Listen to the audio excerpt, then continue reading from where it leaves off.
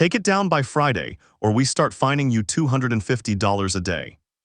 That's what the HOA board president said to me, standing on my own front porch, pointing at my American flag like it was a pile of garbage instead of the flag my father carried a casket under.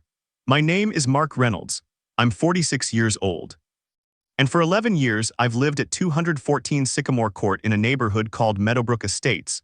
The kind of place with brick mailboxes, matching shutters, and a homeowners association that mails you a newsletter every month reminding you which shade of beige is acceptable for your front door. I'm not a troublemaker. I coach my daughter's softball team on Saturdays. I wave at every dog walker on my street, even the ones whose dogs have chewed through 2 of my garden hoses. I pay my HOA dues on time every single month, $185 like clockwork. I've never once been late. Meadowbrook Estates has 62 homes, a community pool, and a clubhouse that smells faintly of chlorine and old carpet. It's quiet, it's ordinary. And for 11 years, I loved that about it. The HOA board president is a woman named Carol Whitfield. She's been on the board for 9 years, and for most of that time our paths barely crossed. She drives a white Lexus SUV with a Meadowbrook Estates parking permit displayed like a badge of honor. She carries a clipboard to every community event, even the 4th of July barbecue. People joke that Carol has measured more mailboxes than the Postal Service. Here's the thing about my flagpole. I installed it myself 4 summers ago, right after my father passed. He was a Vietnam veteran, 31 years in the Army, and the flag that draped his casket sits folded in a display case in my living room. Flying a flag out front every morning at sunrise, raising it myself with my coffee still steaming on the porch rail, that became my quiet ritual. My way of saying good morning to him. The pole is 20 feet tall, aluminum, professionally installed, and the flag itself is a standard 4x6-foot American flag. Nothing unusual. Drive through any neighborhood in this country and you'll see 100 just like it. For 4 years, nobody said a word. Then on a Tuesday morning in March, an email landed in my inbox from the Meadowbrook Estates Homeowners Association Architectural Review Committee. Subject line, Notice of Violation, Non-Conforming Structure. I remember reading it twice because I thought it was a mistake. The email said my flagpole exceeds visual prominence guidelines under Section 14, subsection C of the community bylaws, and that the flag itself was excessively visible from the street and adjacent properties. I was given 10 days to remove the pole entirely or face escalating fines. Excessively visible. That was the actual phrase, as if a flag flying in a residential neighborhood was supposed to be a secret. I called the HOA office that same afternoon. The woman on the phone transferred me straight to Carol. Mr. Reynolds, she said, her voice syrupy in that particular way people use right before they say something unkind. I want you to know this isn't personal, but we've had complaints. Complaints from who? I asked. I'm not able to disclose that, she said. But the board takes aesthetic uniformity very seriously. Your pole is 4 feet taller than our guidelines allow, and frankly some residents feel it's a bit much, my father's flag a bit much. I asked her to send me the specific bylaw provision in writing. She said she would. She didn't. 3 days later, a second letter arrived. This one wasn't an email. It was certified mail, the kind that requires a signature. The kind that makes your stomach drop a little before you even open the envelope. Inside was a formal notice. Remove the flagpole within 7 days or the HOA would begin fining me $250 per day until compliance. $250 per day for flying the American flag in my own front yard. I sat at my kitchen table that night with the letter in front of me, and for the first time in 11 years in this neighborhood, I felt something I'd never felt before. Not annoyance. Not frustration, something colder. Something like being told in writing that you don't belong somewhere you've called home for over a decade. My neighbor Diane, who lives 2 doors down, saw the certified mail truck pull away and came over that evening still in her gardening gloves. They came after your flag. She said like she couldn't quite believe it. Mark, my husband has one just like it, bigger actually. They didn't send you anything? Nothing, Diane said, not a word. That detail sat with me for days. Why my flagpole? Why now, 4 years after I'd installed it, with no complaints, no warnings, nothing? I started asking around the cul-de-sac, and slowly, a pattern started to surface. One that would make the next board meeting the most crowded Meadowbrook Estates had seen in a decade. I tried one more time to resolve things quietly. On a Thursday evening, I walked over to Carol's house myself, letter in hand, hoping a face-to-face conversation might do what phone calls hadn't. She met me on her own porch, arms folded, not inviting me past the welcome mat. I just want to understand, I said. 4 years, no complaints, what changed? Standards change, she said. The board has discretion. Discretion isn't the same as a rule, Carol. Her jaw tightened. I'd be careful about the tone you're taking with me, Mr. Reynolds. This can get a lot more expensive for you very quickly. That wasn't a clarification. That was a threat, delivered on a Thursday evening in a cul-de-sac that had never once felt unsafe to me, and it was the moment I stopped hoping this would resolve itself politely. I didn't remove the flagpole, not on day 7. The fines started on a Thursday, $250 a day, automatically added to my HOA account, compounding like a slow leak in my bank balance. By the following Monday, I owed $1,500. I called Carol again. This time she didn't bother with the syrupy tone. You were given clear instructions, Mr. Reynolds, she said. The board voted unanimously. If you continue to ignore our notices, we'll have no choice but to place a lien on your property. A lien. On my house over a flagpole. Carol, I said, trying to keep my voice steady, do you understand what you're threatening me with over a flag? It's not about the flag, she snapped. It's about following the rules everyone agreed to when they bought here. Except I hadn't agreed to this. I pulled out my original purchase paperwork that same night, the CC and RS, the covenants I'd signed 11 years earlier, and I read every single page for the first time since closing day. Section 14, subsection C, the provision Carol cited said nothing about flagpole height, nothing about flags at all. It referenced satellite dishes and antenna structures, installed years before smart TVs made the whole clause obsolete. Carol Whitfield had cited a bylaw that didn't apply to me.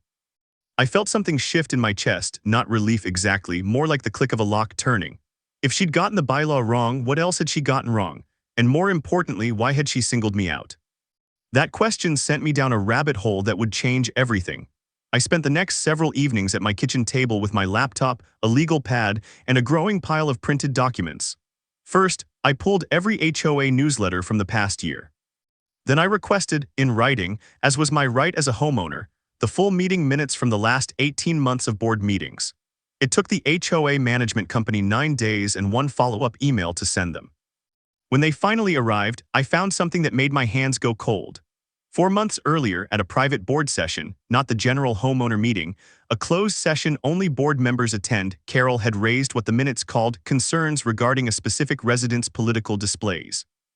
My name wasn't mentioned, but the timing lined up exactly with an incident I'd almost forgotten, a neighborhood Facebook argument back in November where I'd posted defending a Gold Star family down the street after someone complained about their memorial yard sign. Carol had commented on that post. We disagreed publicly. This wasn't about aesthetic uniformity. This was personal. I also discovered something else buried in those minutes, a name I recognized. Robert Chen, a homeowner on Willow Lane, had also received a non-conforming structure notice 8 months earlier for a flagpole. He'd paid a settlement and taken it down rather than fight. 2 flags, 2 men who'd pushed back against Carol publicly at some point. That wasn't a coincidence anymore. That was a pattern, but knowledge alone doesn't get a lien removed. I needed something bigger than suspicion. I needed law. That's when I found the freedom to display the American Flag Act of 2005, a federal legislation that I'd genuinely never heard of before that week.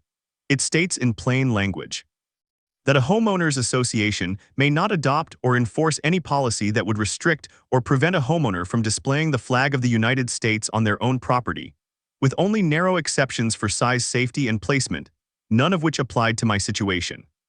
My pole met every safety standard on record. It had passed inspection when it was installed. There was no legitimate exception the board could point to. I printed the statute. I highlighted the relevant section in yellow. And I requested formally that my case be added to the agenda for the next general homeowner meeting, the open one, the one every resident in Meadowbrook Estates was entitled to attend. Word travels fast in a neighborhood that size. I mentioned what was happening to Diane. Diane mentioned it to the Hendersons. The Hendersons mentioned it in the community Facebook group, and within 4 days that post had over 90 comments. Robert Chen messaged me privately. So did 3 other residents who'd had run-ins with Carol over the years. One over a basketball hoop, one over a garden gnome collection, one over paint color that was, in her words, one shade too warm. The general meeting was scheduled for the second Tuesday of April, 7 p.m. in the clubhouse. Normally, these meetings drew maybe 8 people, half of them board members. This time, when I pulled into the parking lot 15 minutes early, I couldn't find a spot. Cars lined both sides of the street. The clubhouse windows were lit up, and through them I could see nearly every folding chair already filled. I walked in holding a manila folder with 3 things inside: the certified violation letters, the printed federal statute with my yellow highlights, and a copy of those closed session meeting minutes. Carol sat at the head table, flanked by two other board members, her clipboard in front of her like a shield. When she saw me come in, her expression flickered just for a second before she reset it into that same practiced, syrupy smile. "Mr. Reynolds," she said into the microphone as the room quieted, "I understand you'd like to address the board regarding your ongoing violation." I walked to the front. 60-some neighbors turned in their chairs to watch me. "I'd like to address the board," I said, "regarding a federal law your association has been violating for months." The room went dead silent. I laid the statute on the table in front of her. "The Freedom to Display the American Flag Act of 2005, I said. "It's federal law. It overrides any HOA bylaw that restricts a homeowner from flying the American flag on their own property. My flagpole passed inspection when it was installed. There's no safety exception here. There's no legitimate exception at all." Carol's smile tightened. "Our bylaws address structural uniformity, not the flag itself." "Then why," I said, sliding the second document across the table, "does your own violation notice cite Section 14, Subsection C, the satellite dish provision, as justification for fining me $250 a day?" A murmur rolled through the room. I heard someone in the back say, "Wait, that's not even the right rule." Carol opened her mouth, but I wasn't finished. I laid the third document down, the closed session minutes. "And maybe someone can explain," I said, "why 4 months before I received my first notice, this board discussed in a private session, quote, concerns regarding a specific resident's political displays. Because I think we both know what that was actually about." Carol's face went white, then red. "That is a mischaracterization of a private board discussion. It's word for word from your own minutes," I said. "I requested them in writing. I have every right to." That's when Robert Chen stood up from the third row. "I got the same letter 8 months ago," he said, his voice shaking with something between anger and relief. "I paid a settlement. I took my pole down because I didn't know I had a legal right to keep it."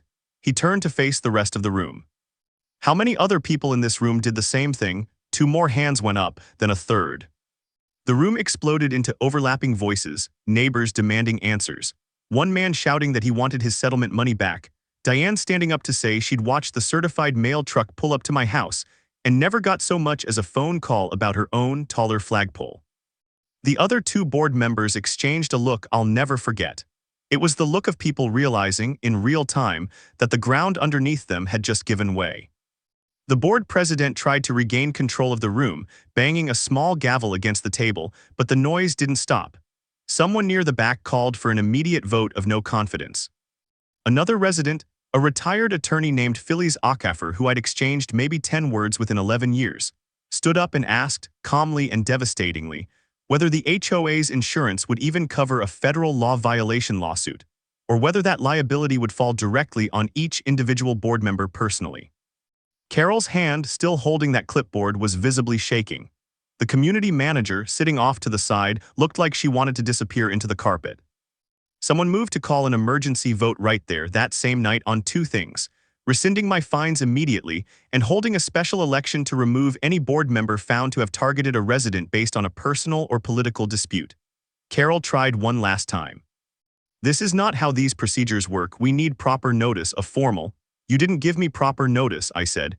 "You gave me a certified letter threatening my house over a flag that federal law protects. I think tonight we can make an exception." The vote happened by show of hands, right there in the clubhouse, under fluorescent lighting that had never illuminated anything more dramatic than a pool schedule dispute. 51 residents in favor of rescinding my fines immediately, 2 opposed, the rest abstained. Then came the second vote, whether to open a formal removal process against Carol Whitfield as board president, citing misuse of authority. 44 in favor. That was enough, under the association's own bylaws, to suspend her immediately, pending a full membership vote the following month. Carol didn't say another word. She gathered her folder, her clipboard, her purse, and walked out of the clubhouse while half the room watched in stunned silence and the other half didn't even try to hide their relief. 3 weeks later, at the follow-up meeting, Meadowbrook Estates held its formal vote. Carol Whitfield was removed from the board, 61-1. My fines, all $1,500 of them, were reversed and refunded within the week. Robert Chen's settlement was returned in full, and the board issued a written apology to every resident who'd received a similar notice. The flagpole bylaw itself was rewritten within a month. Explicit language added confirming compliance with federal flag display protections, so no future board could ever try that stunt again. The Facebook post announcing the final vote count got more comments than anything Meadowbrook Estates had ever posted before, over 200 by the end of that week. People I'd barely spoken to in a decade started stopping by the mailbox just to shake my hand. Phyllis Acaffer, the retired attorney, ended up volunteering for the new board herself, and one of her first proposed changes was requiring every future violation notice to cite the exact bylaw language in writing, no exceptions, no ambiguity. I still raise my flag every morning. Same ritual.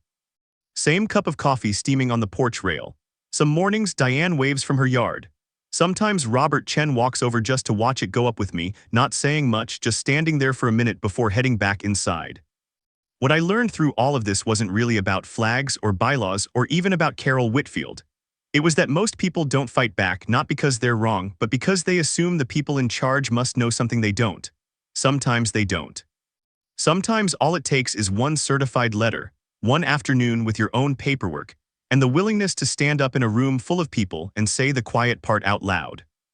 If this story hit home for you, if you've ever had a board, a boss, or anybody in a clipboard tell you that you're a bit much for something you're proud of, I'd love to hear your version of it in the comments.